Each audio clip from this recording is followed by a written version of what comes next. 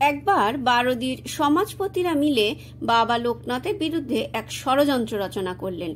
তারা দুজন হীনমনস্ক যুবককে নিয়োগ করলেন বাবা লোকনাথকে রাতের অন্ধকারে মেরে বারদি থেকে তাড়িয়ে ব্রহ্মপুত্র পার করে দিয়ে আসতে হবে।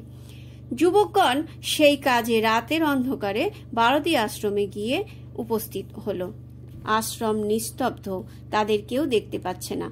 যুবক দুজন লাঠি নিয়ে আশ্রমের উঠোনে বাবার ঘরের বরাবর দাঁড়িয়ে আছে। এমন সময় হঠাৎ কোথা থেকে একটি হিংস্র বাঘিনী গর্জন করতে করতে আশ্রমের দ্বারের দিকে ছুটে এলো। যুবক দুজন ভয় পেয়ে চিৎকার করে আশ্রমের একটি ঘরে ঢুকে লুকিয়ে রইল। বাঘিনী প্রচণ্ড গর্জন করতে করতে উঠোন পার হয়ে লোকনাথ বাবার ঘরের সামনে এসে দাঁড়ায়।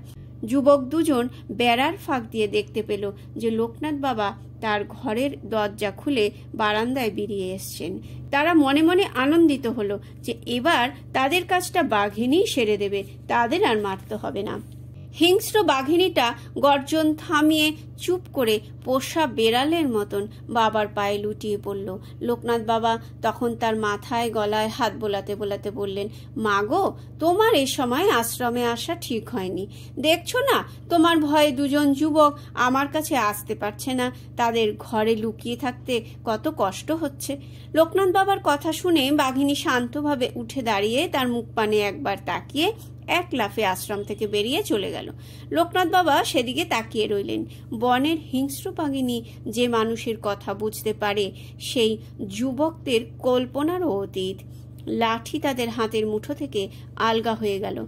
ঘরের মধ্যে দুজন ঘামতে থাকলো। তারা বুঝতে পারে যাকে তারা মারতে এসেছিল সে কোনো সাধারণ পুরুষ নয়। তারা গভীরভাবে অনুতপ্ত ও লজ্জা বোধ করে অধবদনে বাবা লোকনাথের সামনে এসে তার চরণে লুটিয়ে পড়ল। বাবার কাছে তারা আশ্রম আগমনের উদ্দেশ্য ব্যক্ত করলো এবং নিজেদের দোষ স্বীকার করে কৃপা ভিক্ষা করলো। অনুতপ্ত যুবকদের স্বীকারোক্তি ও ক্ষমা প্রার্থনায় বাবা লোকনাথ তাদের ক্ষমা করে বললেন, যা তোরা বাড়ি যা, এমন কাজ আর করিস নে, তোদের চৈতন্য হোক।